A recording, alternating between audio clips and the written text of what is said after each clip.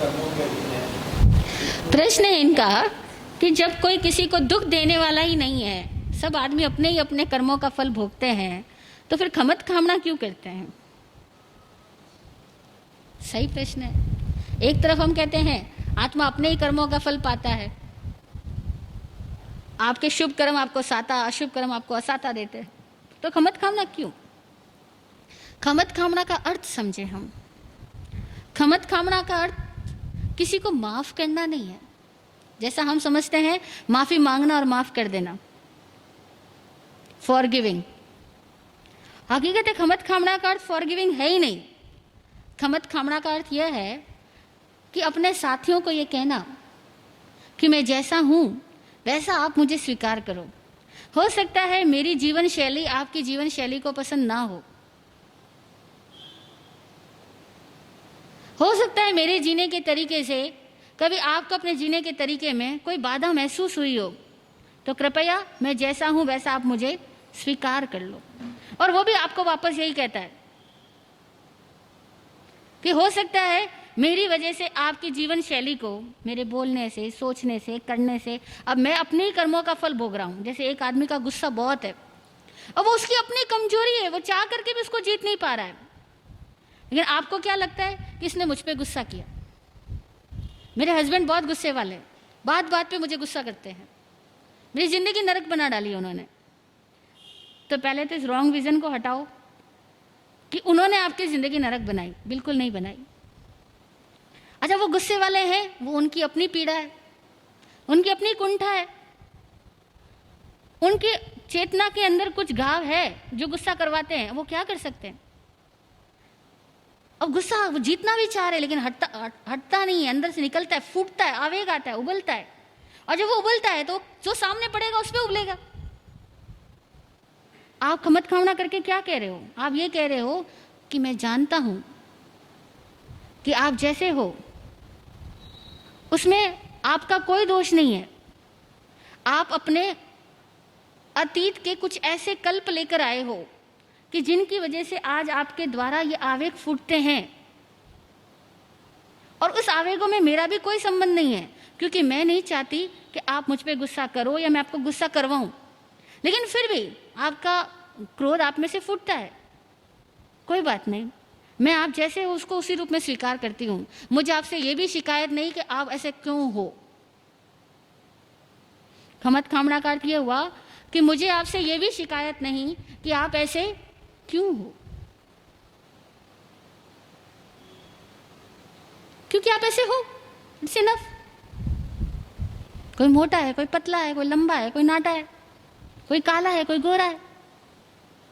प्रकृति में सबकी बॉडी स्ट्रक्चर अलग अलग है, आईक्यू लेवल अलग अलग है, ईक्यू लेवल अलग अलग है, एसक्यू लेवल अलग अलग है। क्या करोगे?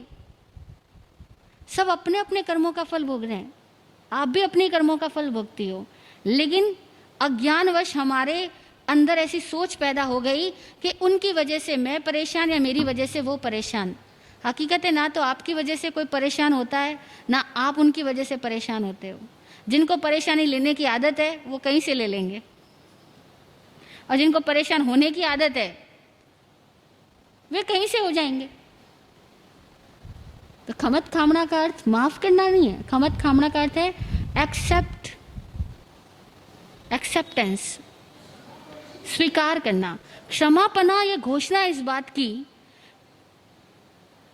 कि मैं जैसा भी हूं कृपया आप मुझे सहन करो, स्वीकार करो। मैं अपने आप को इम्प्रूव करने में, बेटर करने में तत्पर हूं। उसके बावजूद भी मैं अपनी गाड़ी सही चलाना सीख करके फिर सड़क पे उतरा हूं, और सही चलाने की पूरी कोशिश रहती है, लेकिन उसके बावजूद भी मुझसे कहीं न कहीं भूल चूक हो जाती है और मेरी गाड़ी आपकी गाड़ी से कभी टकरा जाती है, तो कृपया मुझे स्वीकार करो। अब होता क्या है, हमारी इंडिया के अंदर दो बाइक या एक बाइक किसी कार से टकरा जाए ना, तो कार वाला निकलेगा, बाइक वाले को सीधा चपत लगाएगा और पता गाली बोलेगा, अंधा है वे, दिखता नहीं है, सामने से इतनी बड़ी गाड़ी आ रही है, शर्म नहीं है, चलाना नहीं आता है, तो बाप तेरे पापा को पता नहीं क्या हो गया, तुझे कहीं को बाइक दिला दी। 100 गालियां हम देते हैं। देखो जापान के लोग, अगर दो गाड़ी आपस में टकरा जाए, दोनों बाहर निकलते हैं, अपनी टोपी नीचे उतारते हैं झुकते हैं, कहते इट्स ओके, क्योंकि वो कहते ही नहीं कि तुम्हारी गलती या मेरी गलती। वो यही मानते हैं कि हम दोनों की अपने अपने स्थान पर हमें और अवेयर रहना चाहिए था। उनके मन में कॉन्सेप्ट ही नहीं है कि तुम टकराए, तुम्हारी गलती। और हमारे यहाँ तो पूरी टाइम दोनों लोग यही आर्ग्यूमेंट करते रहेंगे कि गलती तुम्हारी है। हम इंडियंस की साइकोलॉजी ये है कि हम पूरी जिंदगी यही प्रूव करते रहते हैं कि गलती दोस्त तो दूसरे का ही होता है, हम तो सब सुधरे सुधरे ही हैं। तो खमत खावना हम क्यों करते हैं? खमत खावना एक्चुअल में ये है कि भैया मेरी जीवन शैली से अगर आपको कोई बाधा हुई हो, आप मुझे स्वीकार करना, क्षमा करना, यानी सहन करना। क्षमा करने का अर्थ है सहन करना, ये नहीं मुझे माफ़ करना, क्योंकि माफ़ करने में तो घोषणा ही हो गई कि मैं अपराधी, और मैंने तुझे माफ़ किया, यानी अपराधी तो तू है ही। जब मैं कहती हूँ मैंने तुझे अपराधों के लिए माफ़ किया, यानी मैंने ये तो मान ही लिया कि तू अपराधी है।